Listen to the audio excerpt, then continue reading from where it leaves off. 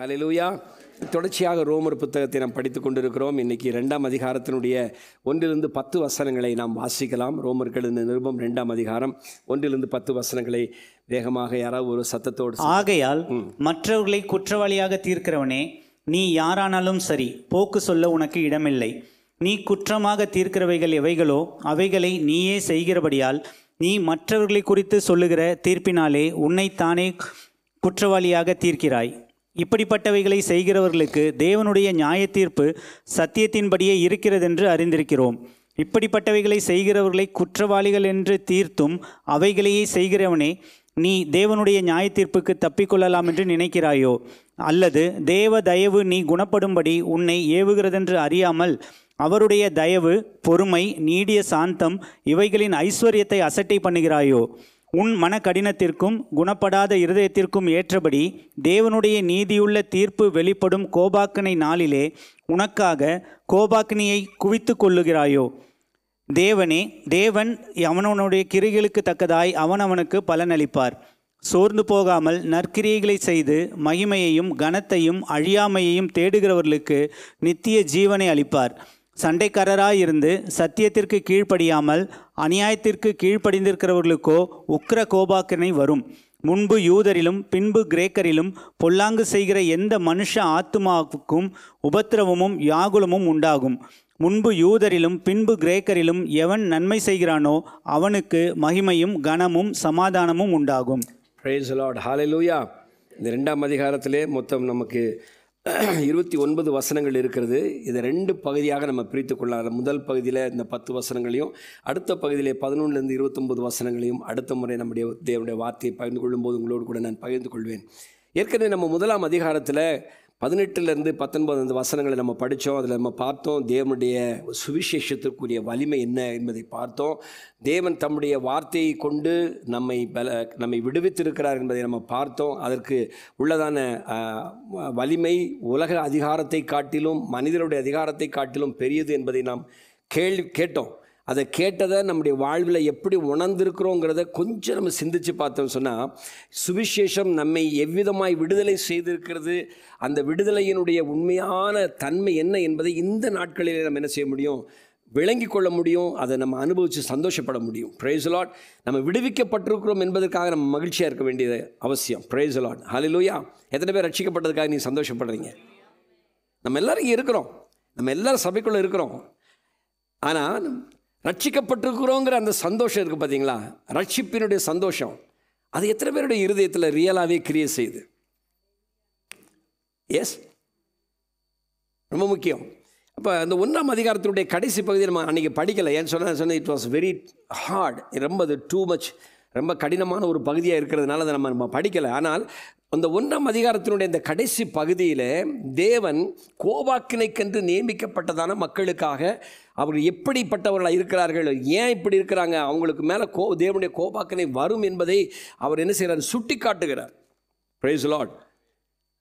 அப்போது இந்த இடத்துல 2ஆம் அதிகாரத்தினுடைய ஆரம்பம், ஆக்சுவலாக இன்றைக்கி நம்ம இந்த வேதத்தை அதிகாரமாக பிரித்து வைத்திருக்கிறோம். ஆனால் அந்த ஆரம்ப நாட்களில் எழுதப்படும் பொழுது இது அதிகாரமாக பிரிக்கப்படவில்லை, ஒரே கடிதமாக எழுதப்பட்டது. இன்றைக்கி நமக்கு வசதிக்காக வேண்டி இதை பிரித்திருக்கிறோம். இப்போது இதை சொல்லிவிட்டு அடுத்தவர் என்ன சொல்கிறார் அப்படின்னு சொன்னால், 1ஆம் வசனத்தில் ஆகையால் என்று ஆரம்பிக்கிறார். ஆகையால் என்று ஆரம்பிக்கிறார்.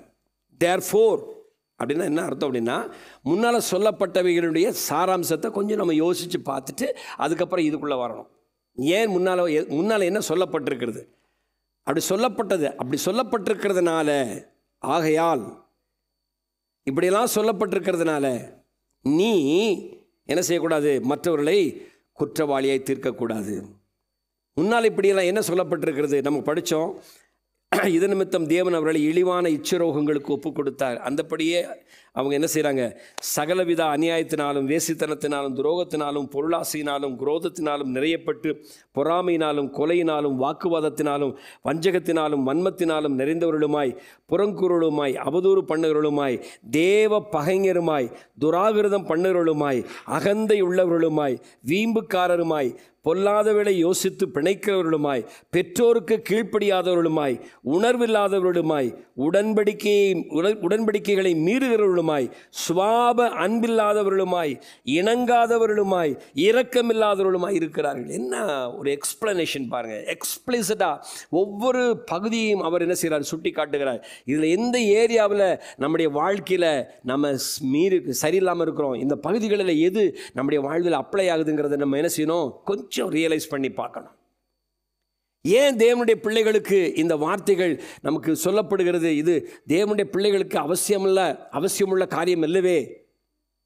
ஆமாம், இது அவசியம் இல்லாத காரியம். இந்த அவசியம் இல்லாத காரியம் உங்கள் வாழ்க்கையில் இருக்குதா நீங்கள் செக் பண்ணி பார்த்துடணும். அப்படி இருந்ததுன்னா அதை என்ன செய்யணும், நம்ம தூக்கி போடணும். இப்போ சொல்லிட்டு நீ மற்றவர்களை குற்றவாளியை தீர்க்கிறாய். நீ குற்றவாளியை ஏன் தீர்க்கிறான்னா, நீ அவங்கெல்லாம் இப்படி தப்பு பண்ணுறாங்க, நான் அப்படிப்பட்டவன் இல்லை என்கிறதான ஒரு மன உணர்வு ரோம சபையில் உள்ள மக்களுக்கு இருந்தபடியினாலே அந்த யூதர்களை பார்த்தவர் சொல்லுகிறார், பிரஜாதிகளை குற்றவாளியாய் தீர்க்கிற நீங்கள் என்ன செய்கிறீங்க கொஞ்சம் யோசிச்சு பாருங்க. இந்த யூதர்கள் என்ன செய்கிறாங்க, அவங்க தங்களை நியாயப்படுத்திக் கொள்கிறார்கள். Praise the Lord. They are congratulating themselves that they are not like the people described in Romans chapter 1. முதலாம் அதிகாரத்தில் சொல்லப்பட்டிருக்கிற இவ்விதமான ஒரு தவறும் இவ்விதமான பிரச்சனைகளும் எங்கள் வாழ்க்கையில் இல்லை. ஒரு உதாரணத்துக்கு நம்ம பார்த்தோன்னு சொன்னால், லூக்கா 18ஆம் அதிகாரத்தில் இயேசு கிறிஸ்து ஒரு ஊமையை சொல்லுகிறதை நம்ம பார்க்கிறோம். லூக்கா 18ஆம் அதிகாரத்தில் இயேசு கிறிஸ்து ஒரு ஊமையை சொல்கிறார். 10ஆம் வசனத்திலிருந்து 14ஆம் வசனத்து வரைக்கும் அந்த ஊமையிலே 2 மனிதர்கள் தேவனுடைய சமூகத்திலே ஜெபிக்கும்படியாய் வருகிறார்கள். வேகமாக நம்ம போகிறது, ஏற்கனவே 10-20 ஆயிடுச்சு. Price the Lord. 2 மனிதர்கள் ஜெபிக்க வருகிறார்கள். ஒருவன் பரிசேயன், இன்னொருவன் நமக்கு எல்லாருக்கும் தெரிஞ்ச பகுதி தான். we are all well versed with this. ஆனால் இதில் நம்ம பாருங்கள், இந்த பரிசேயன் என்ன சொல்கிறான், தன்னை நியாயப்படுத்துகிறான். பரிசேயன் என்ன செய்கிறான், தேவாலயத்தினுடைய பலிபீடத்துக்கு அருகாமையிலே வந்து நின்று கொண்டு தன்னை நியாயப்படுத்துகிறான். தான் யார் என்பதை சொல்லுகிறான், நான் எப்படிப்பட்டவன் என்று சொல்லுகிறான். ஆண்டவருக்கு எக்ஸ்பிளைன் பண்ணுறான். the one who knows everything, அண்ட சராசரங்களை படைத்து சகலவற்றையும் ஆளுகை செய்கிற ஒரு சர்வ வல்லமுள்ள சர்வ ஞானியாகிய தேவனுக்கு முன்னால் போய் சொல்கிறான். என்ன சொல்கிறான், நான் அநியாயக்காரர் கிடையாது, விபச்சாரக்காரர் கிடையாது, நான் இந்த ஆளுகளை போல, இந்த ஆயக்காரனை போல மோசமானவன் கிடையாது, நான் ரொம்ப யோக்கிய, நான் அதை பண்ணுறேன், நான் இதை பண்ணுறேன். Are we today like that? இன்றைக்கு நம்ம அப்படிப்பட்டவர்களாக இருக்கிறோமா? கொஞ்சம் யோசிச்சு பாருங்க. அந்த வெளியில் நின்று அந்த ஆயக்காரன் என்ன சொல்கிறான், தன் தலையை நிமிர்த்தி பார்க்கக்கூட துணியாமல் தன் பாவி என்று ஒத்துக்கொண்டு அவன் ஜெபிக்கிறான். Price Lord. இப்போ இந்த பவுலுடைய இந்த அட்ரஸிங், இந்த 2ஆம் அதிகாரத்தில் இந்த பவுல் அட்ரஸ் பண்ணும்போது, 1ஆம் அதிகாரத்தில் அவர் அட்ரஸ் பண்ணது யாருக்கு அட்ரஸ் பண்ணார்னா, ஆயக்காரனாக வெளியே நின்று கொண்டு இருக்கிற மனிதனுக்கு அவர் சொல்லுகிறார், ஆயக்காரன் என்னெல்லாம் செஞ்சுருக்கிறான், என்னெல்லாம் பண்ணியிருக்கான், அதனால அவன் வந்து வெளியே நின்று என்ன செய்கிறான், புலம்புறான், ஆண்டவரே உம்முடைய சமூகத்துக்குள்ளே வருவதற்கு எனக்கு தகுதி இல்லை, ஏன்னா சண்டைக்காரனாக இருந்தேன், அன்பு இல்லாதவனாக இருந்தேன், பெற்றோரை மதிக்கலை, தேவனுடைய கற்பனைகளை கடைப்பிடிக்கலை, நான் இப்படிலாம் நடக்கலை, அதனால எனக்கு ஆலயத்துக்குள்ளே வருவதற்கு கூட எனக்கு. Price the Lord. இப்போ அந்த இடத்துல பரிசேயனாய் நின்று பேசின அந்த பரிசேயருக்கு தான் இந்த 2ஆம் அதிகாரத்தினுடைய ஆரம்பம். என்ன சொல்லப்பட்டிருக்கிறது நம்ம பார்த்தோன்னு சொன்னால், தேர் வெரி மாரலிஸ்டிக். அதாவது பார்த்தீங்கன்னா, ரோம சாம்ராஜ்யத்தில் நீரோவினுடைய நாட்களிலே சினேகா என்கிறதான ஒரு ஃபிலாசபி, நீங்கள் உங்களுக்கு தெரியும், கிரேக்கர்களுக்கு அப்புறம் தான் ரோமர்கள் வந்தார்கள் என்பது உங்களுக்கு தெரியும். கிரேக்கருடைய நாட்களிலே அதிகமான தத்துவ மேதைகள் இருந்தாங்க. உங்களுக்கு நான் ஏற்கனவே இதை சொல்லியிருக்கிறேன். Price the Lord. ஸோ அதனுடைய அடிப்படையிலே இங்கே வரும்போது ரோம சாம்ராஜ்யத்திலும் கூட அப்படிப்பட்டவர்கள் கொஞ்சம் பேர் இருக்கிறதை நம்ம பார்க்குறோம். சினேகா என்ற ஒரு பெரிய ஒரு ஃபிலாசபர் அந்த நாட்களில் இருக்கிறார். He was not only philosopher, he was as a tutor for நீரோவுக்கு கற்றுக் கொடுக்குற ஒரு மனுஷனாக இருந்தான். Praise the Lord. அவன் என்ன பண்ணான்னு சொன்னால், can you show it? Yeah. அவன் என்ன பண்ணான்னு சொன்னால், கிறிஸ்தவர்கள் கூட அந்த நாட்களில் இருந்த ரோம கிறிஸ்தவர்கள், யூதர்கள், அவர்களெல்லாம் கூட இவர் ரொம்ப பாராட்டினாங்க. ஏன்னு சொன்னால், வெரி மாரல் ஃபிலாசபி அவர் எழுதியிருந்தார். எப்படி ஒரு மனிதன் நேர்மையாக வாழ வேண்டும், இந்த உலகத்தில் அவனுடைய வாழ்க்கை எப்படி சீராக இருக்க வேண்டும், எப்படி அவனுடைய துன்மார்க்கம் வாழக்கூடாது என்ற காரியங்களை குறித்து ரொம்ப பயங்கரமான ஃபிலாசபி அவர் எழுதியிருந்தனால கிறிஸ்தவர்கள் கூட அவர்களை பாராட்டுவார். அப்படிப்பட்டதான ஒரு மனுஷனாக இருந்தான். அந்த மனிதன் என்ன பண்ணார் தெரியுமா? நீரோவை குறித்து நீங்கள் கொஞ்சம் கேள்வி பண்ணணும். நீரோவுக்கு வந்து பார்த்தீங்கன்னா ஒரு பிரச்சனை என்னென்னா, அவன் ராஜாவாக இருக்கிற காலத்திலே, அவன் அந்த அதிகாரத்தில் இருக்கிற காலத்திலே அவனுடைய அதிகாரத்தை அவனிடத்திலிருந்து பறிக்க வேண்டும் என்று சொல்லி பலவிதமான சூழல்கள் அவனுக்கு ஏற்பட்டது.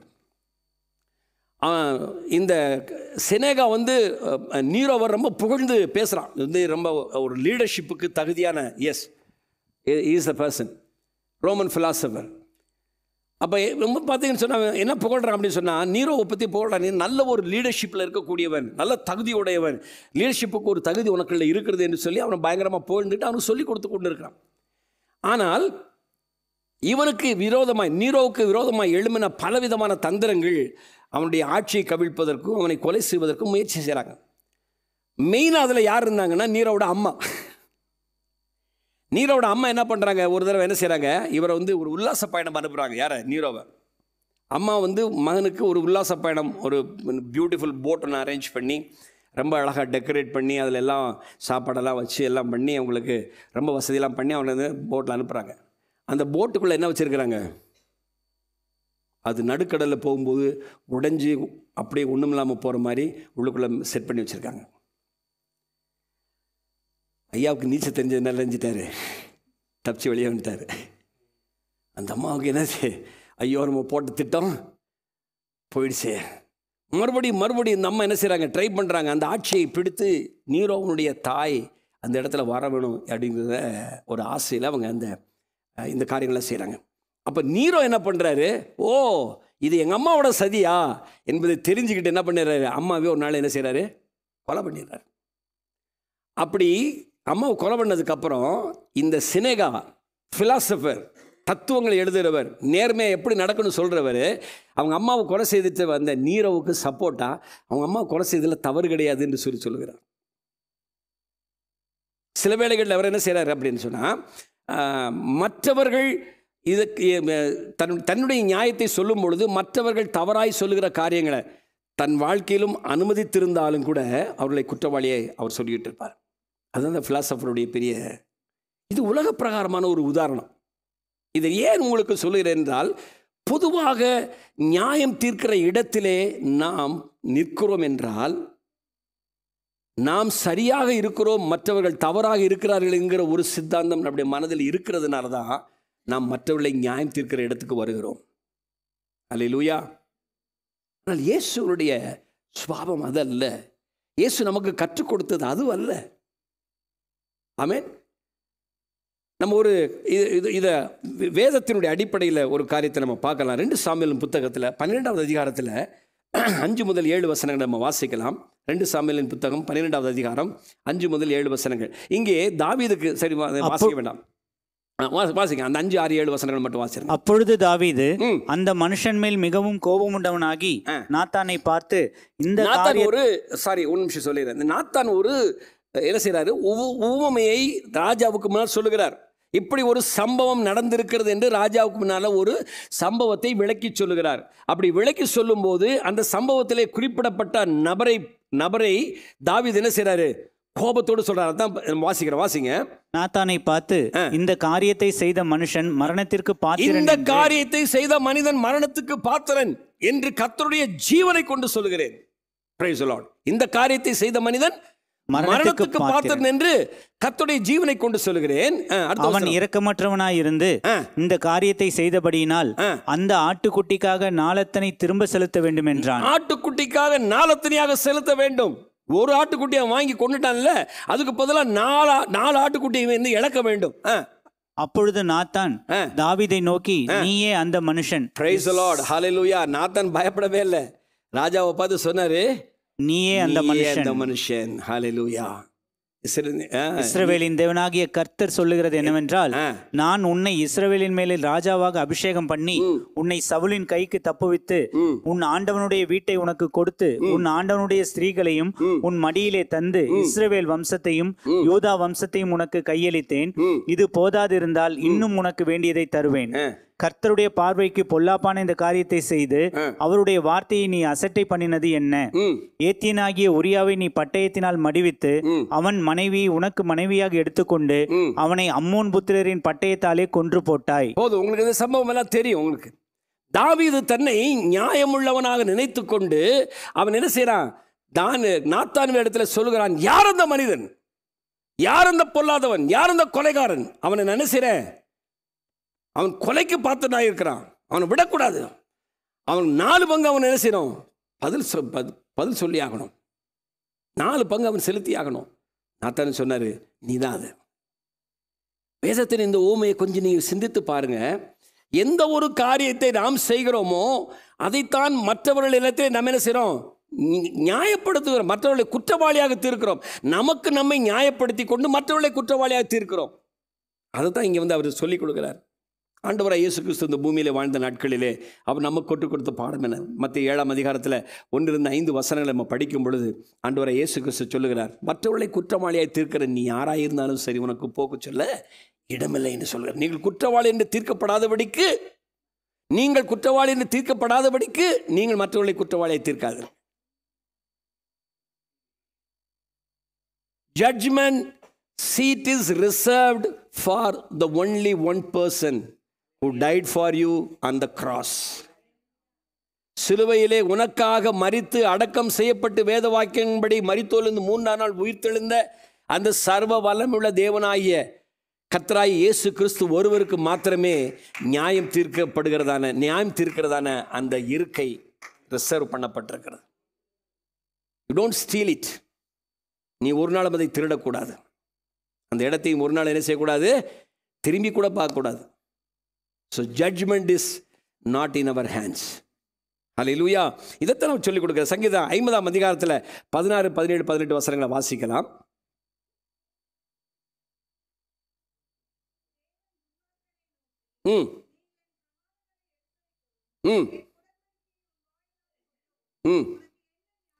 ஆண்டவர் கேட்கிறாரு, உனக்கு என்ன நியாயம் இருக்குது? சிட்சையை நீ பகைத்து என் வார்த்தைகளை உனக்கு பின்னாய் எரிந்து போடுகிறாய். திருடனை பார்த்தா அவன் கூட சேர்ந்துக்கிற, விபச்சாரக்காரனை பார்த்தா அவன் கூட உனக்கு பங்கு இருக்கு, பொல்லாப்ப திறக்கிற,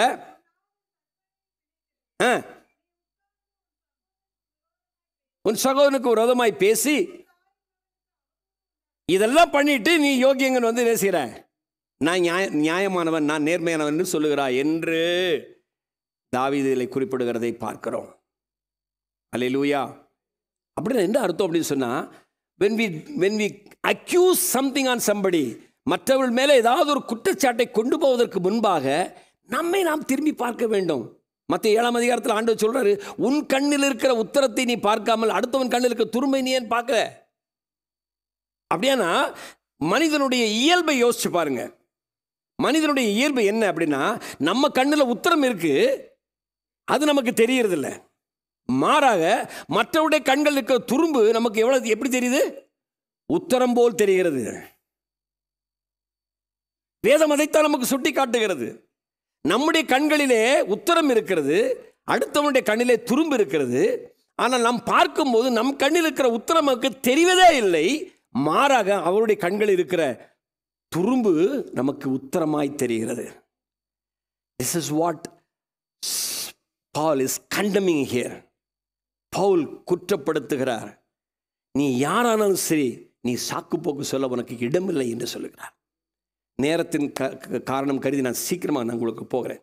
இந்த 2ஆம் அதிகாரம் 2ஆம் வசனத்திலிருந்து ஆரம்பித்து 16வது வசனத்து வரைக்கும் தேவனுடைய நியாய தீர்ப்பின் 7 அடிப்படை கொள்கைகளை அப்போஸ்தலனாகிய பவுல் சொல்லுகிறதை நம்ம பார்க்கிறோம்.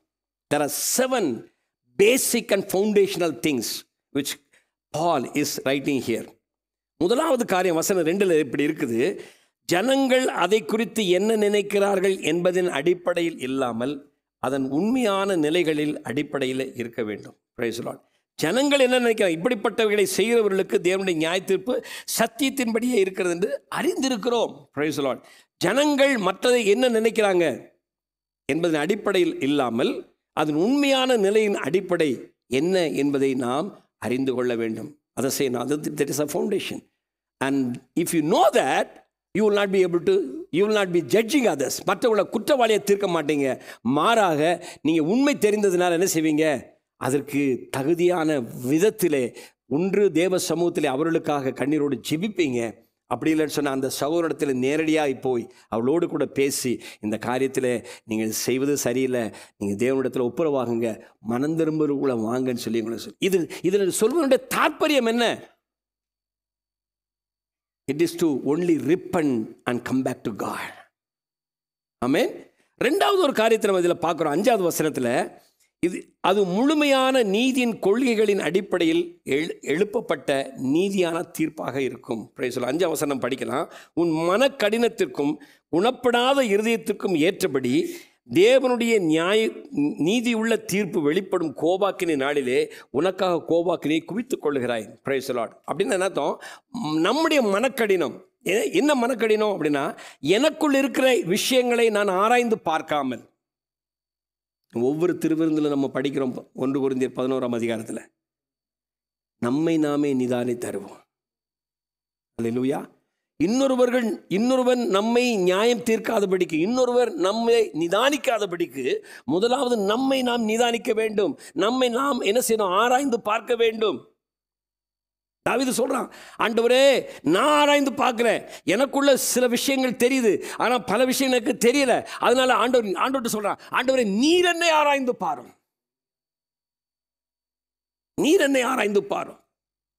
உமக்கு பிரியமில்லாத எந்த ஒரு காரியம் இருந்தாலும், you have to ask the Holy Spirit to send out His searchlight in your heart so that you know what happening in your heart. உங்களுடைய இருதயத்தில் என்ன நடக்கிறது என்பதை நீங்கள் ஆராய்ந்து பார்க்க வேண்டும். We are in the last days. கடைசி காலத்தில் வாழ்ந்து கொண்டு இருக்கிறோம். உங்களுக்கு எல்லாருக்கும் நல்லா தெரியும் இன்றைக்கு என்ன நடந்து கொண்டிருக்கு. இஸ்ரேலுக்கும் ஈரானுக்கும் என்ன நடந்து கொண்டிருக்கு உங்களுக்கு தெரியும். மாறி மாறி என்ன செய்கிறாங்க? ஏவுகணைகளை கொண்டு தாக்கி கொண்டு இருக்கிறார்கள். எத்தனையோ சேதங்கள் ஏற்படுத்தி கொண்டிருக்கிறது. இதனுடைய தாற்பயம் என்னவா, கடைசியில் என்னவா இருக்கும்? எஸ், அணு ஆயுத போர். If the nuclear power is been used in the war, முடிஞ்சுது. முழு உலகம் 3வது உலகப் போருடைய ஒரு ஆயத்தம். நேற்றுக்கு ஒரு செய்தி நான் கேள்விப்பட்டேன். Israel is getting ready to worship anti Christ. அந்தி கிறிஸ்துவை ஆராதிப்பதற்கு இஸ்ரேல் இப்பொழுது ஆயத்தமாய் கொண்டிருக்கிறது. ஏன்னா இன்னைக்கு சூழ்நிலைகள் அப்படி இருக்கு. இஸ்ரேலுக்கு தேவையான ஆயுதங்கள் குறைவாக இருக்கிறதுனால இஸ்ரேல் இன்னைக்கு என்ன செய்து உலக நாடுகளினுடைய உதவியை தேடிக்கொண்டு இருக்கிறது. உலக நாடுகளின் உதவியை தேடும் பொழுது, உலக நாடுகள் உதவியை கொடுக்கும் பொழுது, என்ன உதவியை கொடுத்தாலும் அதுக்கு ஒரு கண்டிஷன் வைப்பாங்க. Right? With the condition only you will have things. Condition இல்லாமல் எதுவுமே கிடைக்காது. அப்போ அந்த கண்டிஷனுக்கு இஸ்ரேல் ஒத்து போகலைன்னா அவங்களுக்கு இராணுவத்துக்கு தேவையான உதவி கிடைக்காது. அப்போ அந்த கண்டிஷனுக்கு ஒத்து போய் தான் ஆக வேண்டும். So is getting ready for the anti Christ worship. அந்தி கிறிஸ்துவனுடைய ஆராதனைக்கு அவன் ஆயத்தமாக இருக்கிறான். இனி நாட்கள் செல்லாது. இப்போ இன்னைக்கு நம்ம என்ன செய்ய வேண்டும்? ஏன் இந்த ரோமர் பகுதி இன்னைக்கு நம்ம படிச்சுட்டு இருக்கோம் தெரியுமா? It is to make us clean before God. ஆண்டவருக்கு முன்னால் போகும்போது ஒரு கிளீன் சீட் நமக்கு இருக்கணும். அல்லேலூயா. 1 தீமோத்தேயு 3ஆம் அதிகாரம் 9ஆம் வசனத்தில் நம்ம இப்படி ஒரு வார்த்தையை வாசிக்கிறோம். விசுவாசத்தின் கரெக்டாக அவங்க அதை எடுத்து தான் வச்சுட்டு உட்காந்துருக்கிறாங்க. வாசிங்க.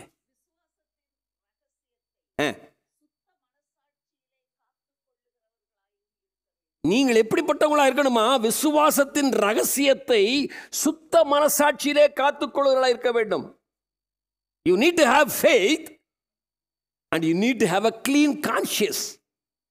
ஒரு சுத்த மனசாட்சி ஒன்று உனக்கு இருக்க வேணும். அதை அந்த சுத்த மனசாட்சிக்குள்ள இந்த விசுவாசத்தினுடைய ரகசியத்தை நீங்க என்ன செய்யணும்? காத்துக்கொள்ள வேண்டும்.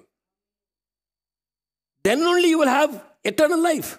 நித்திய ராஜ்யத்துக்குள்ளே நம்ம போவது அவ்வளவு எளிதான காரியம் அல்ல. அதனால தான் ஆண்டவராக இயேசு கிறிஸ்து இந்த உலகத்தில் வாழ்ந்த நாட்களில் அவர் சொன்னார், நான் உங்களுக்கு கற்றுக் கொடுக்கிற வழி, நான் உங்களுக்கு காண்பிக்கிற வழி விரிசலான வழி அல்ல, பெரிய பாதை அல்ல, குறுகலான பாதை, இடுக்கமான பாதையின் வழியாக நீங்கள் பிரவேசிக்க வேண்டும். ஆமென். கடுமையான சூழ்நிலைகளை நீங்கள் சந்திக்க வேண்டும். 2 நாளைக்கு முன்னாடி ரிச்சர்ட் உமரண்டை பற்றி ஒரு வீடியோ உங்களுக்கு ஷேர் பண்ணியிருந்தேன். எத்தனை பேர் அதை பார்த்தீங்கன்னு தெரியல. People don't even respond for that. பார்த்துருக்கீங்க. நீங்கள் பார்த்தீங்கன்னு எனக்கு எப்படி தெரியும்? நீங்கள் பார்த்தீங்கன்னா பார்த்தேன்னு சொல்லி அதில் என்ன செய்யணும்? ஆமாம் பார்த்தேன், அந்த உணர்வை வெளிப்படுத்தி காமிக்கணும். You have to show something. Price the Lord. ஒரு தனி மனிதன் கிறிஸ்துவுக்காக, விசுவாசத்திற்காக தன் ஜீவியத்தை எப்படி அர்ப்பணித்திருக்கான்னு பாருங்க. அத்தனை கடுமையான சூழ்நிலைகள் மத்தியிலும் விசுவாசத்தை காத்துக்கொண்ட அந்த மனிதன். அதனால தான் டார்ச்சர் ஃபார் கிரைஸ்ட்ங்கிறதான ஒரு பெரிய ஆர்கனைசேஷன் அவருடைய பேரில் உருவாச்சு. அல்லேலூயா. அவருடைய சொந்த கண்களுக்கு முன்னால் அவருடைய மனைவி பிள்ளைகளை கொன்றாங்க. But he didn't deny the faith. விசுவாசத்தை காத்துக்கொண்டார். அருமையான தேவ பிள்ளைகளை, இந்த நாட்கள் கடைசி நாட்களிலே இப்படி கடுமையான சம்பவங்கள் நிகழப்போகிறது. அப்படி நிகழும் காலகட்டத்திலே உங்களுடைய விசுவாசம் எங்கே இருக்கும்? ஆண்டவர் சொல்றாரு, மனுஷகுமாரன் வரும் நாட்களிலே விசுவாசத்தை காண்பாரோ? ஆமென். ஏன் இந்த போதனை உங்களுக்கு? ஏனென்றால் இன்னைக்கு தேவ சமூகத்தில் நான் நிற்கும் போது என் கையில் என்ன இருக்கணும்? என்னுடைய கை சுத்தமாக இருக்க வேணும். சங்கீதம் 15, சங்கீதம் 24 அடிக்கடி நான் சொல்கிற ஒரு விஷயம். கைகளிலே சுத்தம் உள்ளவன், இருதயத்திலே மாசில்லாதவன், கபடாய் ஆணையிடாதவராய். ஹல்லேலூயா. யார் கர்த்தருடைய பர்வதத்தில் தங்குவான்? அவன் தான் கர்த்தருடைய பர்வதத்துக்கு போக முடியும். ஹல்லேலூயா. மூன்றாவதாக நம்ம பார்க்கிறோம் வசனம், 6வது வசனத்தை படிக்கலாம். தேவன் அவனவனுடைய கிரியைகளுக்கு தக்கதாய் அவனவனுக்கு பலனளிப்பார். மனிதர்கள் செய்தவைகளின் அடிப்படையிலே அது இருக்கும். What you do you will reap, what you sow you will reap. எதை விதைக்கிறாயோ தான் இருப்பாய். இது சாபமான வார்த்தை அல்ல. It is a principle. இது ஒரு கொள்கை, தேவ ராஜ்யத்தினுடைய கொள்கை. நீ எதை விதைக்கிறாயோ அதை அப்படியே அறுப்பாய். கோதுமையை விதைத்து விட்டு எனக்கு நெல் வர வேண்டும் என்று எதிர்பார்த்தால் நெல் கிடைக்காது. நெல்லை விதைத்தால் நெல்லும், புல்லை விதைத்தால் புல்லும் தான் கிடைக்கும். Price the Lord. Amen, amen. So ஆண்டவர் சொல்றாரு, அவனவனுடைய கிரியைகளுக்கு தக்கதாய் அவனுக்கு பலன் அளிப்பார். 4வது ஒரு பிரின்சிபல் என்ன அப்படின்னு சொன்னா, அது பாரபட்சம் இல்லாமல் இருக்கும். தேவனுடைய நியாய தீர்ப்பு பாரபட்சம் இல்லாமல் இருக்கும்.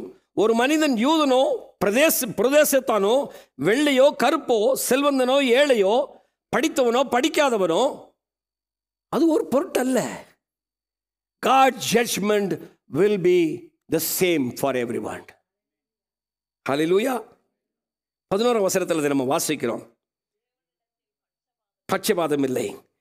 5வது கொள்கை என்னவென்று சொன்னால், 16வது வசனத்தில் இப்படி இருக்கிறது. 16வது வசனத்தில்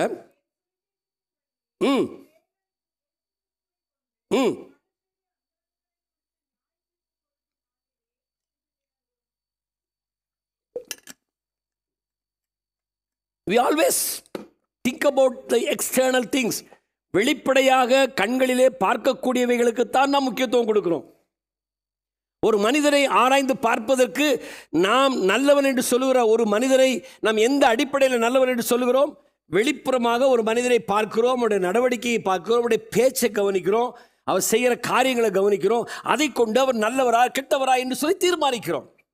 ஆனால் தேவன் எப்படி தீர்மானிக்கிறார் என்றால், வெளிப்படையாக அல்ல, அந்தரங்க காரியங்களை பார்த்து தீர்மானிக்கிறார். அல்லேலூயா.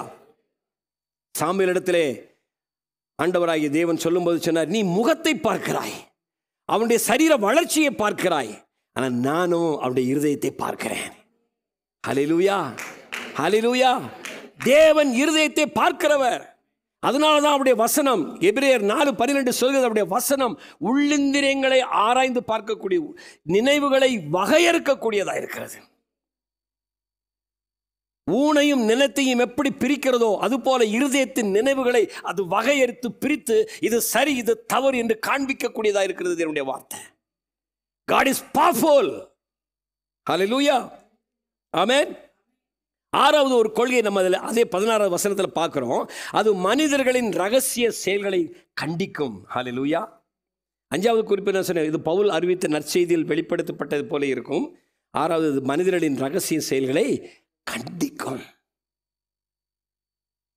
மனிதருடைய கண்களை மறைத்து விடலாம், தேவனுடைய கண்களை மறைக்க முடியாது. தாவீது சொல்கிறான், நான் அவருடைய வானத்துக்கு நான் ஏறினேன், அங்க போய் ஒளிஞ்சுக்கலான்னு பார்த்தேன், அங்கே நீங்க இருக்கீங்க, படபட கீழே ஓடியாந்தேன். ஓ, ஆண்டவருக்கு பாதாளத்தில் கண்டிப்பா இருக்க மாட்டாரு அப்படின்னு சொல்லி வேகமா ஓடி போய் பாதாளத்தில் படுக்க போட்டேன்.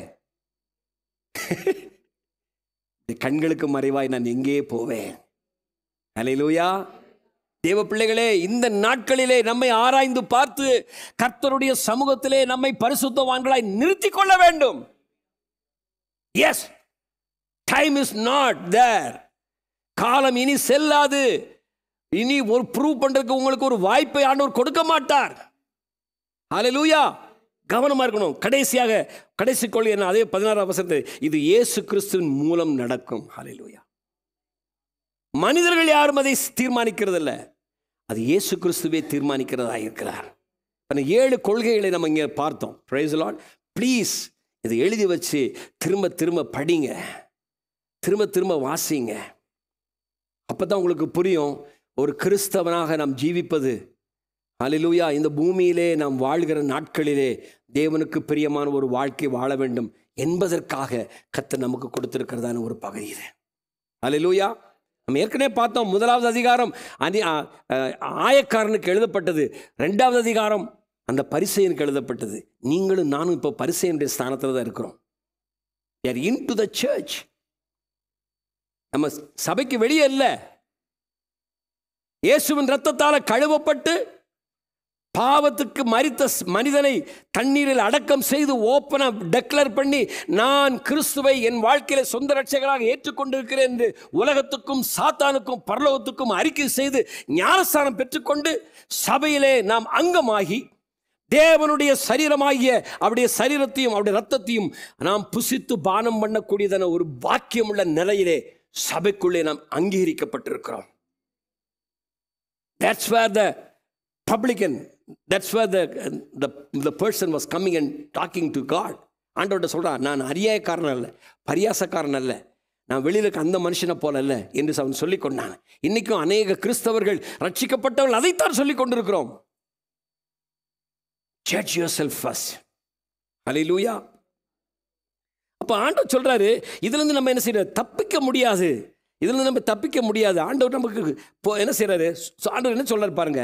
ஒரு மனிதன் என்ன நினைக்கிறான், தன் வாழ்க்கையிலே மற்றவர்களை குற்றவாளியாக சொல்லும் பொழுது, மற்றவர்களை குறித்து அவங்க இப்படி செய்யறாங்க, அது சரியில்லை, இவங்க இப்படி பண்றாங்க, அது சரியில்லை என்று சொல்ல ஆரம்பிக்கும் போது, யாரிடத்தில் நம்ம சொல்லுகிறோமோ அவர்கள் நம்மை பற்றி என்ன நினைப்பாங்க? நம்மை உயர்ந்த ஒரு ஸ்தானத்தில் நினைப்பாங்க. ஏன் தெரியுமா? மற்றவர்களை இப்படி சொன்னா இவர் ரொம்ப உண்மையிலே ஒரு பரிசுத்தமான இருப்பாரு, அதனால தான் இப்படி சொல்றாரு. Praise the Lord. Hallelujah. இங்கே பவுல் நமக்கு சொல்லிக் கொடுக்கிற, பவுல் கொண்டு வர ஆர்கியூமெண்ட்டை நீங்க கொஞ்சம் பாருங்க. Do you despise the riches of his goodness? Praise the Lord. Hallelujah. 4ஆம் வசனம் சொல்லுகிறது, அவருடைய தேவ தயவு நீ குணப்படும்படி உன்னை ஏவுகிறது என்று அறியாமல். தேவ தயவு. Praise the Lord. It is his goodness. Amen. ஏவென்று அறியாமல் அவருடைய தயவு, அவருடைய குட்னஸ், அவருடைய பொறுமை, the forbearance, அவருடைய நீடிய சாந்தம், அல்லேலூயா, லாங் சஃபரிங். இந்த 3 காரியங்களையும் நீ என்ன செய்றாயா? ஐஸ்வர்யத்தை அசட்டை பண்ணுகிறாய். Why he is writing to this Christians in the church? சபைக்குள் இருக்கிற தேவனுடைய பிள்ளைகளாகிய ரட்சிக்கப்பட்ட பிள்ளைகளுக்கு அவர் இதை எழுதுகிறார். ஏனென்றால் நாம் பல வேளைகளிலே இப்படித்தான் இருக்கிறோம். நம்பர் 1, தேவனுடைய குட்னஸ்ங்கிறது என்ன அப்படின்னு சொன்னா, பழைய காலங்களிலே நம்முடைய வாழ்க்கையில் இருந்த பாவங்களை ஆண்டவர் நினையாது அதை மன்னித்து நம்ம ஏற்றுக்கொண்டார்ல. எவ்வளவு நல்லவர் ஆண்டவர். கையை வச்சு சொல்லாமா, என் பாவங்களை எல்லாம் நீங்க மன்னிச்சிருக்கீங்கப்பா, உமக்கு நன்றி. Hallelujah. He has been so good to us because he has not judged us according to your sin. உங்கள் பாவங்களுக்கு தக்கதாக உங்களுக்கு அவர் என்ன செய்யல? ஜட்ஜிங் பண்ணல. அவர் ஜட்ஜ் பண்ணவே இல்லை. ஆண்டவரே நான் பாவின்னு சொன்ன உடனே, என்ன மன்னிங்கன்னு சொன்ன உடனே அவருடைய ரத்தம் நீ என்ன பாவம் செஞ்சன்னு டிசைட் பண்ணல, நீ எப்படி பண்ணுனங்கிறதை ஆராய்ச்சி பண்ணி பார்க்கல. மாறாக அவருடைய ரத்தம் உன் பாவங்களை கழுவி ரத்தாம்பரத்தை போல இருந்ததை பஞ்சை போல வெண்மையாய் மாற்றிருக்கிறார். So he is good. அதனாலதான் அவர் தயவுள்ளவர் என்று நம்ம பார்க்கிறோம். பாருங்க, அடுத்து நம்ம பார்க்கிறோம் அவருடைய forbearance. Praise the Lord. பொறுமை. இன்றைக்கு God's kindness to us in regard to our present sin. இந்த நாட்களிலே கிறிஸ்தவர்களாய் வாழ்ந்து கொண்டிருக்கிற நாட்களிலேயே நாம் தேவனுக்கு விரோதமாய் மனிதனுக்கு விரோதமாய் செய்கிற பாவங்களை கர்த்தர் அறிந்திருக்கிறார். Praise the Lord. This very day, indeed this very hour, amen, தேவனுடைய மகிமைக்கு குறைவாய் நாம் விழுந்திருக்கிறோம். We have fallen short of the glory of God. ஆமென். சொல்ல முடியுமா யாராவது தைரியமா? ரோமர் 3:20 என்ன சொல்லுது? எல்லாரும் பாவம் செய்து ஏகமாய் கெட்டு போனார்கள், நீதிமான் ஒருவனும் இல்லை, ஒருவனாயிலும் இல்லை. Everybody falls short of the glory of God. தேவனுடைய மகிமைக்கு என்ன செய்யல, இணையாக தங்களை நிற்க முடியவில்லை. அதைத்தான் இன்னைக்கு நம்ம போன வாரத்தில் பாஸ்டர் பாபு ப்ரீச் பண்ண போல சொன்னார். Today we are seeing in an open face His glory. திறந்த முகமாய் நாம் அவரை பார்க்கிறோம். அவரை பார்த்திருந்தா கூட நம்ம இந்த மகிமையில நம்ம இணைய நிற்கல. ஆனால் கர்த்தர் நம்மை உருவாக்கி கொண்டிருக்கிறார். அப்படி அபிஷேகம் நம்மை உருவாக்கி கொண்டிருக்கிறது. பரிசுத்த ஆவியார் நமக்கு துணை செய்கிறபடியினாலே பரிசுத்த ஆவியாருடைய துணை கொண்டு நம்முடைய வாழ்க்கையை ஒவ்வொரு பகுதியை ஆராய்ந்து பார்த்து எடுத்து சுத்தப்படுத்தி கொண்டே போறார்.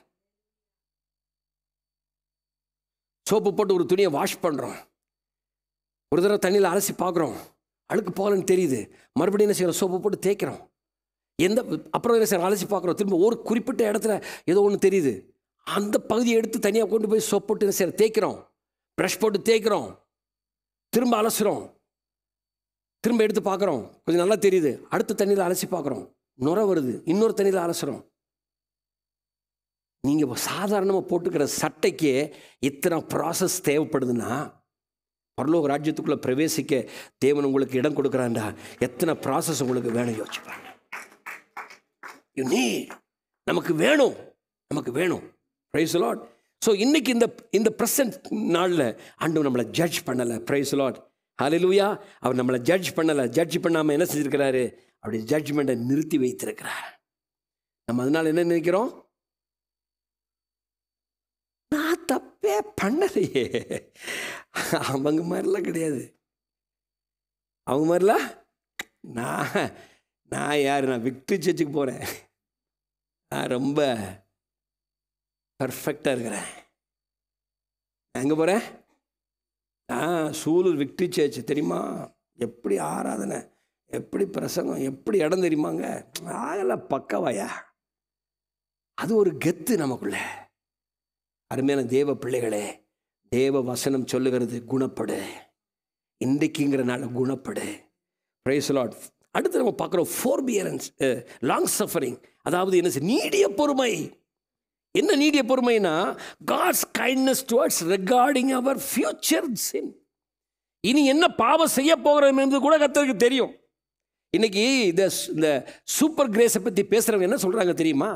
என்ன சொல்கிறாங்க, நீ சாகிற வரைக்கும் என்னெல்லாம் பாவம் செய்ய போறியோ எல்லாத்தையும் ஆண்டவரே இயேசு கிறிஸ்து கல்வாரி சிலுவையிலே உனக்காக ரத்தம் சிந்திட்டார். அது உண்மை. சாகிற வரைக்கும் நீ செய்ய போகிற எல்லா பாவத்துக்கும் சேர்த்து தான் சிலுவையில் ரத்தம் சிந்திருக்காரு. இன்னொரு தடவை அவர் என்ன செய்ய போகிறதில்ல, ரத்தம் சிந்த போகிறது கிடையாது. பண்ணியிருக்காரு, இல்லைன்னு சொல்லாத. ஆனால் அதை கேரண்டியாக வச்சுக்கிட்டு ரோமர் 5:20 என்ன சொல்லுது, பாவம் பெருகிற இடத்திலே கிருபை பெருகிறது. Praise the Lord.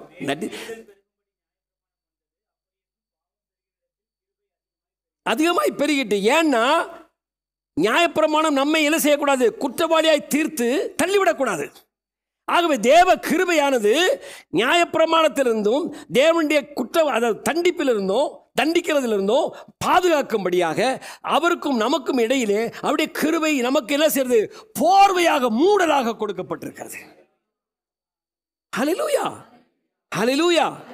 ஆகவேதான் தேவன் நம்முடைய குற்றங்களை பார்க்காமல் தேவ கிருபையை பார்க்கிறார். அவர் அங்கேயே நிறுத்தி விடல. 6ஆம் அதிகாரத்தில் முதல் வசனத்தில் சொல்றாரு, அப்படியே கிருபை பெருகி கொண்டே இருந்தால் நீ மூடி வச்சுக்கிட்டே இருப்பியா, அந்த கிருபை உனக்கு மூடலா எப்பொழுது இருக்குமா? கேட்குறாரு, பாவத்தில் நீ நிலைக்கலாமா? கூடாதே. If you continue to be in sin, a time will come, the grace will move away. அன்னைக்கு ஒரு எக்ஸாம்பிள் உங்களுக்கு நான் சொல்லி காமிச்சேன். ஞாபகம் இருக்கா உங்களுக்கு? பிதாவாகிய தேவன், குமாரனாகிய கிறிஸ்து, நாம. அந்த எக்ஸாம்பிளை நீங்கள் பார்த்தீங்க. ஒரு பக்கம் கிறிஸ்து என்ன செய்கிறாரு? பிதாவிடத்தில் பரிந்து பேசுகிறார். என்ன பரிந்து பேசுகிறார்? என்னுடைய ரத்தத்தை பாருங்க, குற்றமற்ற இந்த ரத்தத்தை என்னுடைய ஜனங்களுக்காக நான் சிந்தி கொண்டு வந்திருக்கேன், எடுத்துக்கோங்க, இதை எடுத்துட்டு என் பிள்ளைகளை மன்னிங்கன்னு சொல்லி என்ன செய்கிறாரு? பிதாவிடத்தில் பரிந்து பேசுகிறாரு. இன்னொரு பக்கத்தில் என்ன செய்கிறாரு? மனிதனிடத்தில் அவர் என்ன செய்கிறாரு? நான் உனக்காக அடிக்கப்பட்டிருக்கிறேன், என்னுடைய சிலுவையின் காட்சியை பார், இந்த ரத்தத்தை பார், மனம் திரும்பு. அல்லேலூயா. இன்னைக்கு அது என்னல்ல, ரட்சிக்கப்பட்டவருடைய இருதயத்தில் அந்த நிறைவு இல்லை. எதிர்காலத்தில் செய்யப்படக்கூடிய பாவங்களுக்கு சேர்த்து ஆண்டவர் மரித்துட்டாருங்கிறதுனால நான் எவ்வளவு பாவம் பண்ணாலும் ஆண்டவர் அந்த பாவத்துக்காக ரத்தம் சிந்திட்டாரு. அதனால் I am at liberty to do sin. நான் பாவம் செய்வதற்கு எனக்கு சுதந்திரம் இருக்கிறது. நான் என்ன பாவம் செய்தாலும் ஆண்டவர் என்னை மன்னிப்பார்.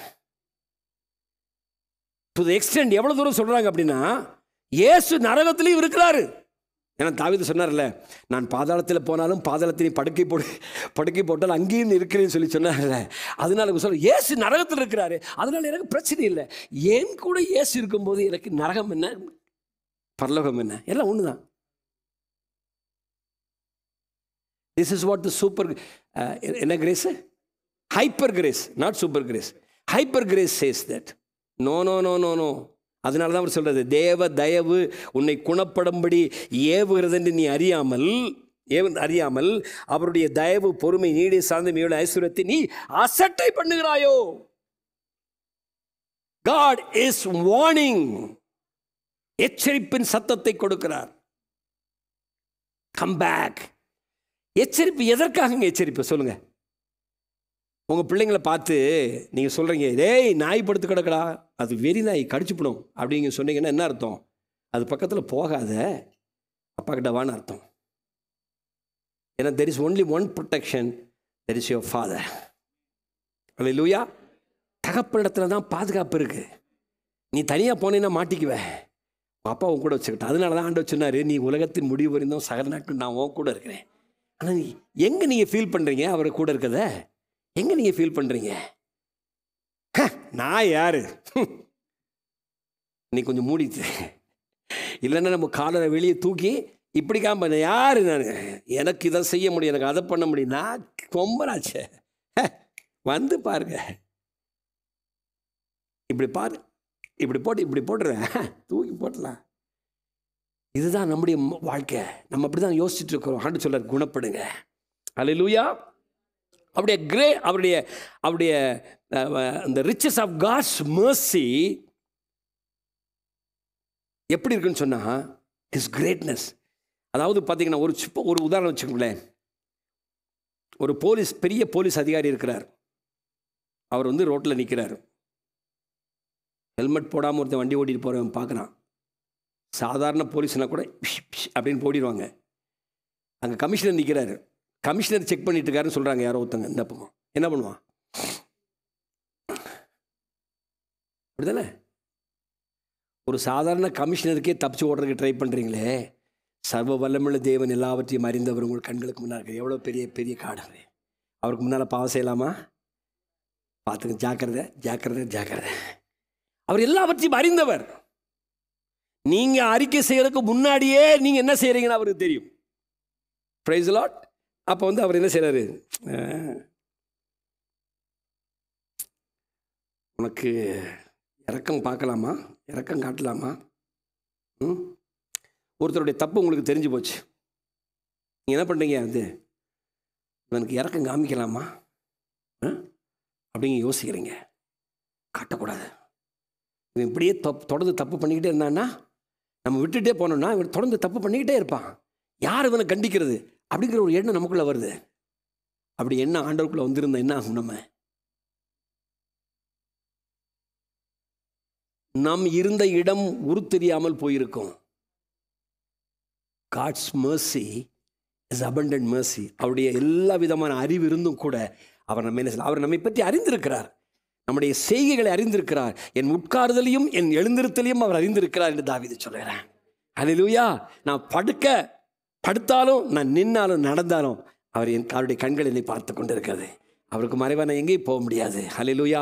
கவனமாக இருங்க. அவருடைய வல்லமை அவரால் என்ன செய்ய முடியும். இப்போ பாருங்கள், நீங்களே ஒரு இடத்துல போகிறீங்க, உங்கள் கண்ணு முன்னால் ஒரு அநீதி நடக்குது. யோசிப்பீங்க, நான் மட்டும் இந்த இடத்துல ஒரு போலீஸ்காரனாக இருந்தால் இவனுக்கு முட்டி முட்டி தட்டி உள்ள கொண்டு தள்ளிடுவேன். என்ன பண்ணுறது, நான் சிவில் ட்ரெஸ்ல இருக்கேன், சிவிலியனாவில் இருக்கேன். அப்படி யோசிக்கிறோம்ல. ஆண்டவர் அப்படி யோசிச்சார். என்ன யோசிச்சு பாருங்க. அவருக்கு வலிமை இருக்கிறது, அவருக்கு முட்டி முட்டி தட்ட முடியும். உங்களை நிற்க வச்சு முட்டி முட்டி தட்ட முடியும். நிற்க வச்சு இல்லை, உட்கார வச்சு படுக்க வச்சு எப்படி வச்சுனாலும் உங்களுக்கு தட்ட முடியும். ஆனால் அவர் தட்டாமல் விட்டுருக்கிறாரு. அதுக்கு என்ன காரணம்? நிறைய பேர் சொல்கிறாங்களாம்மா, எங்க நான் தப்பு பண்ணுறேன், இப்போ அவர் என்னை தண்டிக்கட்டும் பார்க்கலாம். நான் இப்போ இந்த இடத்துல தப்பு பண்ணுறேன், என்னை தண்டிக்கட்டும் பார்க்கலாம். இப்போ தண்டனை நடக்கலை, ஸோ அவர் என்னை தண்டிக்கலை. அவர் தண்டிக்க மாட்டார். மக்கள் சொல்றாங்கல்ல, இயேசு கிறிஸ்து சீக்கிரம் வருகிறார், இயேசு கிறிஸ்து சீக்கிரம் வருகிறார் என்று சொல்கிறார்களே, 2000 வருஷமா சொல்லிக் கொண்டிருக்கிறார்கள். எங்கே அவர் வருகிறார்? மாட்டு வண்டியில் ஏறி வந்திருந்தா கூட நேரம் வந்து சேர்ந்திருக்கலாம். இன்னும் அவர் வரவே இல்லை என்று சொல்லி ஏளனம் பண்ணுகிறார்களாம், கேலி பண்ணுகிறார்களாம். வருகிறவர் சீக்கிரமாய் வருவார், தாமதிக்க மாட்டார். ஹல்லேலூயா. அவர் வரும் பொழுது பூமி அலறும். Price the Lord. அவர் வரும் பொழுது ஜனங்கள் அலறுவார்கள், அவரை குத்திர கண்கள் கண்டு புலம்பும். Price the Lord. ஹல்லேலூயா. இன்றைக்கு என்ற நாளிலே நாம் மனம் திரும்பும்படியாய் தேவன் இவைகளை நமக்கு எழுதி வைத்திருக்கிறார். ஹல்லேலூயா. அப்போ அவருடைய இரக்கத்தினுடைய ஐஸ்வர்யம் எதற்காக நமக்கு கொடுக்கப்பட்டிருக்கிறது? குணப்படும்படி. Praise the Lord. Hallelujah. Amen. அதில் ஒரு நாளில் காலையில் நீங்கள் எந்திரிக்கிறீங்க, ஹல்லேலூயா, இந்த காலையில் பார்த்து சொல்லுது,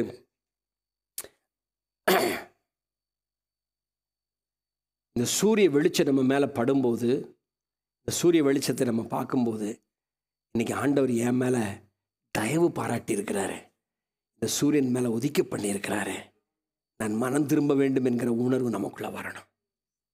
ஏன்னா நான் படுக்கையிலே சாகல, காலையில் சூரிய உதயத்தை பார்த்துருக்கேன். ஆமென். ஒரு படுக்கும் போது நீங்கள் போய் படுக்க போகும்போது நீங்கள் படுத்து ரெஸ்ட் எடுக்கிறீங்கல்ல, ஹல்லேலூயா, ஆமென். இந்த படுத்துட்டு காலையில் எந்திரிப்போமாங்கிற நமக்கு உறுதி தெரியுமா? நமக்கு படுக்கும்போது நம்ம சொல்லணும், ஆண்டவரே என் குற்றங்களிலிருந்து நான் மனம் திரும்ப விரும்புகிறேன், நான் நேர்மையாக இருக்க விரும்புகிறேன், உம்முடைய பாதையில் நடக்க விரும்புகிறேன், பரிசுத்த ஆவியானவரே எனக்கு வழிகாட்டுங்க. ஹல்லேலூயா. அதைத்தான் பவுல் அப்போஸ்தலன் நமக்கு எழுதி கொடுக்கிறார். ஹல்லேலூயா. ஆமென். இந்த காலை வேளையிலே ஆவியானவர் நம்மோடு கூட பேசி கொண்டு இருக்கிறார். எத்தனை பேர் விசுவாசிக்கிறீங்க? ஹல்லேலூயா. ஹல்லேலூயா. தேவனுடைய அவனுடைய கிரியைகளுக்கு தக்க அவனுக்கு பலனளிப்பார். சோர்ந்து போகாமல் நற்கிரிகளை செய்து மகிமையும் கனத்தையும் அழியாமையும் தேடுகிறவர்களுக்கு நித்திய ஜீவனை அவர் அளிப்பார். ஹல்லேலூயா.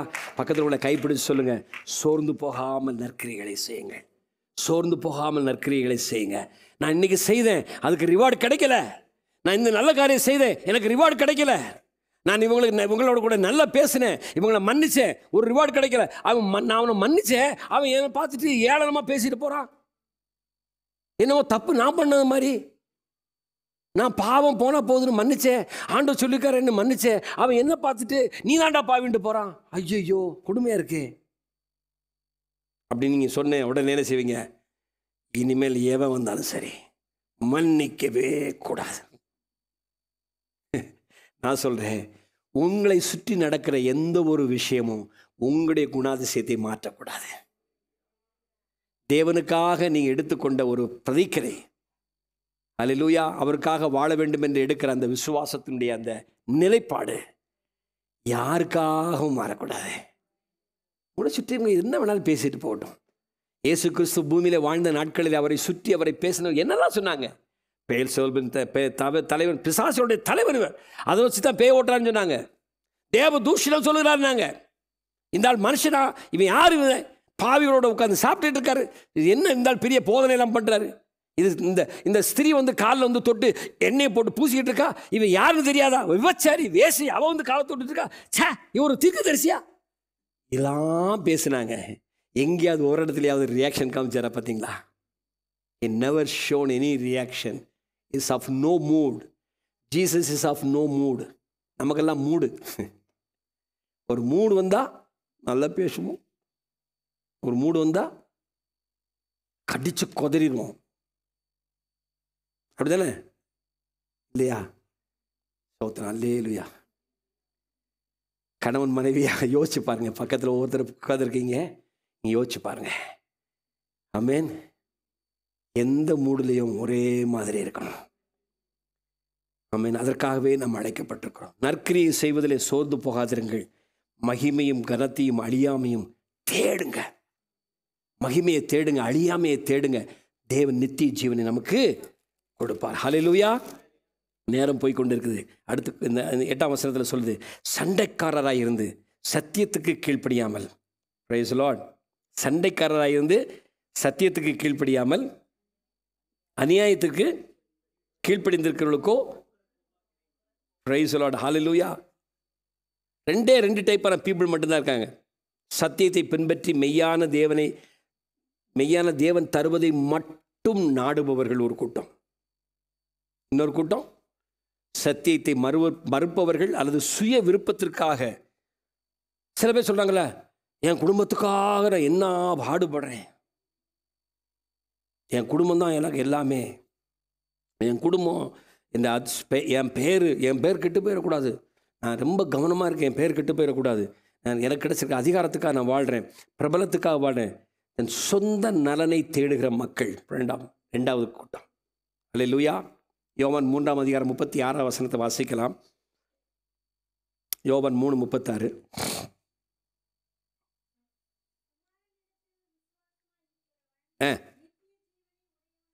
இருக்கிறான்.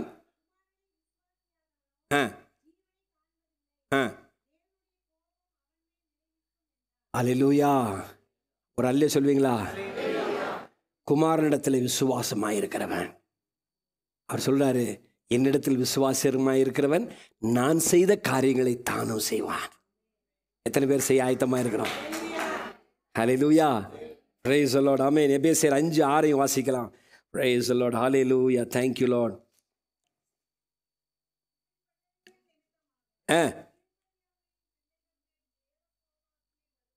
கீழ்ப்படியாமையின் பிள்ளைகளின் மேல். அப்போ நம்ம 2 செக்ஷனை பார்த்தோம். ஒன்று கீழ்ப்படியும் பிள்ளைகள், இன்னொன்று ஆமாம், ஒன்று வந்து தேவன் எதை கொடுக்கிறாரோ அதை பெற்றுக்கொண்டு திருப்தியாக இருக்கக்கூடிய ஒரு கூட்டம். இன்னொரு கூட்டம் தன் சுயநலத்தையே பெரிதாய் பேசிக்கொண்டு தன்னையை குறித்து பேசிக்கொண்டிருக்கிற ஒரு கூட்டம். இந்த 2 கூட்டம் இருக்குது.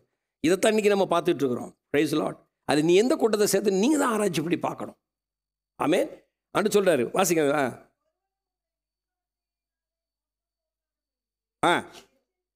எச்சரிக்கையாயிருங்கள், தேவ கோபாக்கினை வரும். கீழ்ப்படியாதவங்க மேலே தேவ கோபாக்கினை வரும், தாமதிக்காது. நாம் நினச்சிட்டு இருக்கோம் இன்னைக்கு கோபாக்கினை வரலை, அதனால நான் நேர்மையாக இருக்கு. நம்ம சில காரியங்களை செய்யும்போது இமீடியட்டாக, இப்போ நீங்கள் உங்கள் வீட்டில் ஹலோ இங்கே பாருங்க, என்ன கவனிக்கணும். குழந்தைங்க வீட்டில் ஒரு காரியம் செய்கிறாங்க, நீங்கள் பார்த்துக்கிட்டே இருக்கீங்க. அவங்க தப்பான காரியத்தை செய்யும்போது என்ன பண்ணுவீங்க? பார்த்துட்டே குட் அப்படி இருப்பீங்களா? எங்கே பெல்ட்டு? அப்படி தானே? இப்போ அப்படி நீங்கள் பழக்கிருக்கீங்க உங்கள் பிள்ளைய. ஒரு தப்பு பண்ணுது, நீங்கள் ஏதோ ஒரு மூடில் நீங்கள் பார்த்துட்டே இப்படி உட்காந்துருக்கீங்க. உங்கள் மனசை எங்கேயோ சுற்றிட்டு இருக்குது, இங்கே இல்லை. ஆனால் குழந்தைய நீங்கள் பார்த்துட்ருக்கீங்க, அது தப்பு பண்ணுது, நீங்கள் ஒன்றுமே செய்யலை. அப்படி தானே? ஏன் ஒன்றும் செய்யலை? ஏன்னா நீங்கள் எங்கேயோ பார்த்துட்ருக்கீங்க, உங்கள் கவனம் இங்கே இல்லை. அப்போ அந்த குழந்தை என்ன யோசிக்கும்?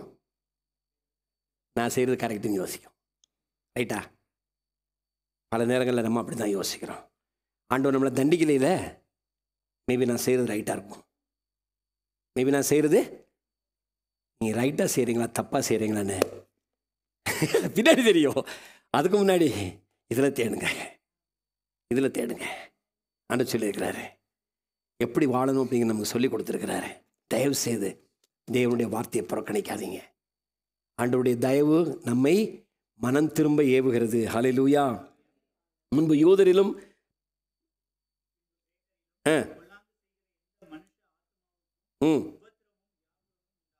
Price the Lord. ஹல்லேலூயா. ஆமாம், யூதராக இருந்தாலும் சரி, கிரேக்கராக இருந்தாலும் சரி, யாராக இருந்தாலும் சரி, பிரைஸ் தி லார்ட், யூதரிலும் கிரேக்கரிலும் எவன் நன்மை செய்கிறானோ அவனுக்கு மகிமையும் கனமும் சமாதானம் உண்டாங்க. நன்மை செய்ய பழகுங்கள். இயேசு கிறிஸ்து பூமியிலே வாழ்ந்த நாட்களில் நன்மை செய்கிறவராக சுற்றி திரிந்தார். அல்லேலூயா. இன்னைக்கு இயேசு பரலோகத்துக்கு எடுத்துக்கொள்ளப்படும் பொழுது என்ன சொல்லிட்டு போனாரு? நீங்கள் புறப்பட்டு போங்கள், என்னுடைய இடத்துல நீங்கள் புறப்பட்டு போங்கள், நான் என்ன செய்தேனோ அதையே நீங்கள் செய்யுங்க. அவர் என்ன செஞ்சாரு? பிரசங்கித்தார். தேவ ராஜ்யத்தை குறித்து பிரசங்கித்தார். மக்களை சீஷர்களாக்கினார். என்ன பண்ணாரு? ஞானஸ்தானம் அவர் கொடுக்கலன்னா கூட அவர் என்ன செய்யறாரு? சீஷர்களை வச்சு ஞானஸ்தானம் கொடுக்க வச்சார். Praise the Lord. ஹல்லேலூயா. பிதாவாகிய தேவனுடைய பிரமாணங்களை முழுவதையும் அவர் கற்றுக் கொடுத்து விட்டு தான் அவர் போனார். அதையே தான் நம்மளை செய்ய சொல்லிருக்கார். இன்றைக்கு இயேசு கிறிஸ்துவனுடைய ஸ்தானத்தில் நீங்களும் நானும் இந்த உலகத்துக்குள்ளே அனுப்பப்பட்டிருக்கிறோம். நன்மை செய்கிறவர்களாக சுற்றி திரியும்படியாக அனுப்பப்பட்டிருக்கிறோம். ஹல்லேலூயா. ஹல்லேலூயா. நம்ம எழுந்து நிற்கலாமா? ஆண்டவருடைய சமூகத்தில் நம்ம ஒப்பு கொடுத்து நம்ம செபிக்கலாம். ஆண்டவர்கிட்ட கேட்கலாம், ஆண்டவரே இந்த நாள் எங்களோடு நீ பேசியிருக்கிறேன். மற்றவர்களை குற்றவாளியாய் தீர்க்கிற இடத்துல நான் நிற்காதபடிக்கு, தேவ கிருபை தேவ தயவு என்னை குணப்பட வேண்டும் என்று சொல்லி கொண்டிருக்கிற இடத்துல நான் குணப்படாதபடி என்னுடைய வாழ்க்கையை நான் எங்கே நான் தொலைத்து கொண்டிருக்கிறேன் என்பதை ஆராய்ந்து பார்க்க எனக்கு உதவி செய்யுங்கப்பா.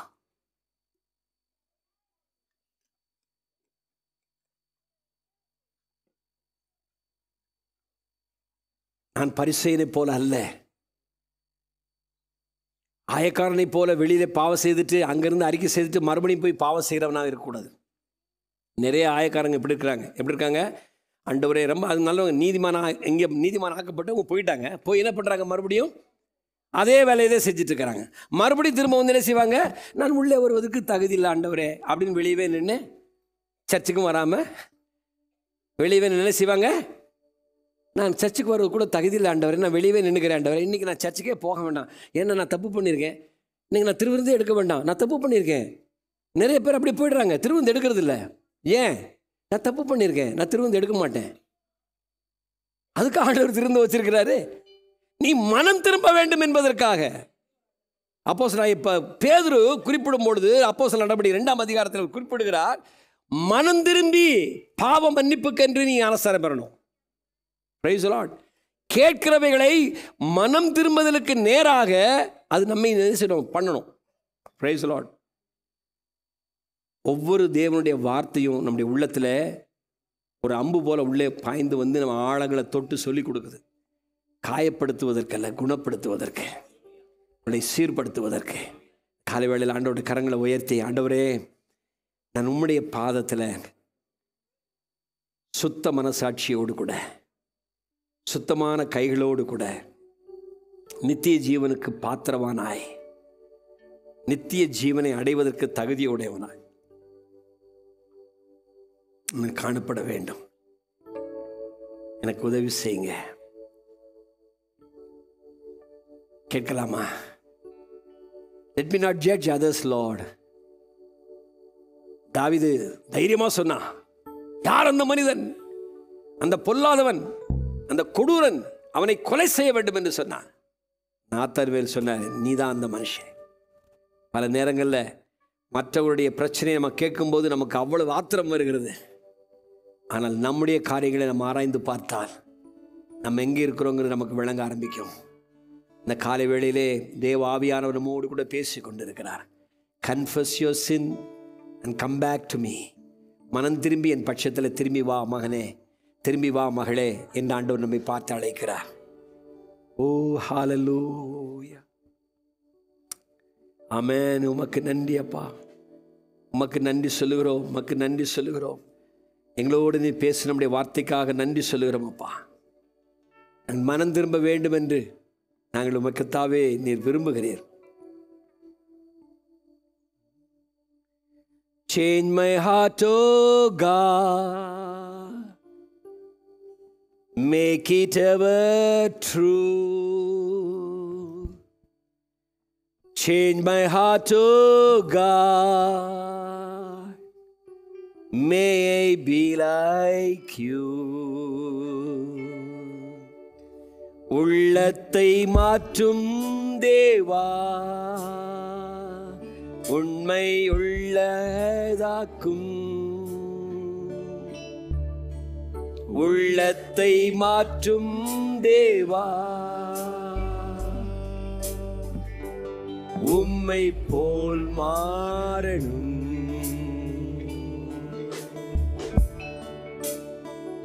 உள்ளத்தை மாற்றும் தேவா, உண்மை உள்ளதாக்கும். உள்ளத்தை மாற்றும் தேவா, உம்மை போல் மாறணும். நீரே குயவன், களிமண் நானே. வனைந்து உருவாக்கும் இதுவே என் ஜெபம்.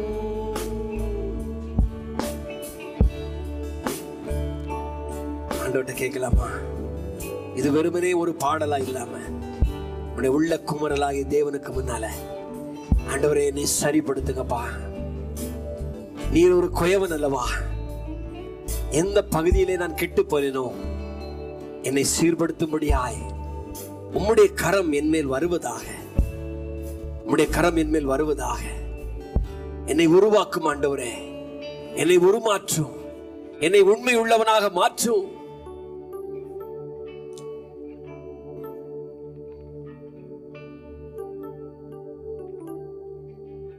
Thank you, Lord. Draw me closer to you, Lord. இன்னும் அருகாமையிலே நான் நெருங்கி வர வேண்டும். உடைய சமூகம் தான் என் வாழ்க்கையின் ஆதாரம். உங்க பிரசன்னத்தை தவிர எனக்கு வேற என்ன ஆண்டவரே இருக்கிறது? Yes Lord. உங்க பிரசன்னத்துல நான் வரும்பொழுதெல்லாம் கொஞ்சம் கொஞ்சமா உங்க சாயல் நிலத்தில் உருவாய் கொண்டே வருகிறது. என்னை உருமாற்றுங்க. உடைய சாயலால் என்னை திருப்திப்படுத்துங்க.